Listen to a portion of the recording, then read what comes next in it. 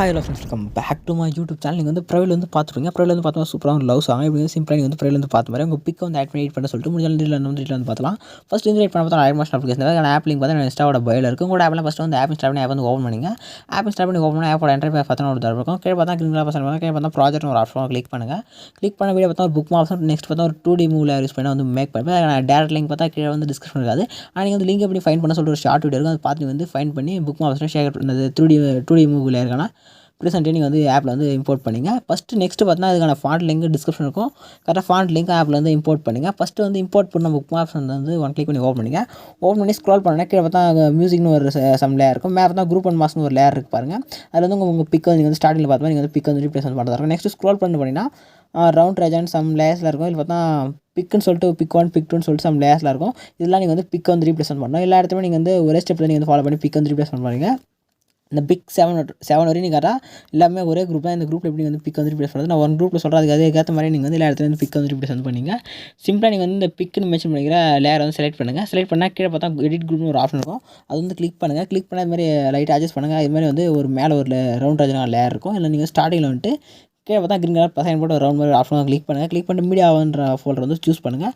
Choose பண்ணிட்டு edit பண்ண போகிற பிக் வந்துக்கான ஃபோல்டர் வந்து செலக்ட் பண்ணிங்க. செலக்ட் பண்ணிவிட்டு பிக் வந்து செலக்ட் பண்ணுங்கள். செலக்ட் பண்ணிட்டு மேலே ரைட் சைடு ப்ளஸ் கிளிக் பண்ணி பிக் வந்து ஆட் பண்ணிங்க. ஆட் பண்ணிட்டு இப்போ அந்த பிக் வந்து லாங் ப்ரெஸ் பண்ணி இந்த ரவுண்ட் ரேஜன் லேயர் கீழே வந்து ஸ்க்ரோல் பண்ணி விடுங்க. ஸ்க்ரோல் பண்ணிட்டு இப்போ அந்த இமேஜ் செலக்ட் பண்ணிட்டு இங்கே மூவ் அண்ட் ட்ரான்ஸ்ஃபார்ம் ஆப்ஷன் போல அது கிளிக் பண்ணுங்கள்.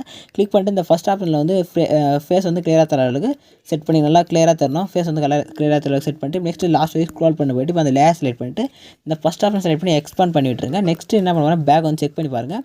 அந்த பிக்கு பார்த்தா சிம்பிளாக உங்களுக்கு வந்து அங்கே ரீப்ளேஸ் வந்து ஆகிட்டு இருக்கு பாருங்கள். நெக்ஸ்ட்டு இதே மாதிரி இங்கே இருக்கிற எல்லா குரூப் லேயர்லையும் நீங்கள் வந்து இந்த பிக்கான குரூப் லேயர் வந்து பிக் ரீப்ளேஸ் பண்ணால் ஃபுல்லாக பிக் மாதிரி ரீப்ளேஸ் ஆகிடும். ஒரு சில நேரத்தில் பார்த்தீங்கன்னா லேயர் பார்த்தா இந்த மாதிரி வந்து பிக் ரீப்ளேஸ் பண்ணுவோம். இது மாதிரி எக்ஸ்பேண்ட் ஆகி வெளியே போய்டும். கரெக்டாக 17:24 எக்ஸஸாக போச்சுனாவே குரூப் லேயர் நீங்கள் சிம்பிளாக அந்த குரூப் லேயருக்கு செலக்ட் பண்ணிவிட்டு கீழே பார்த்தா 3 கட் ஆப்ஷன் அது தேர்ட் கட் ஆப்ஷன் கிளிக் பண்ணி எக்ஸ்ட்ராஸாக போச்சுனாவே நீங்கள் வந்து கட் பண்ணிவிடுங்க.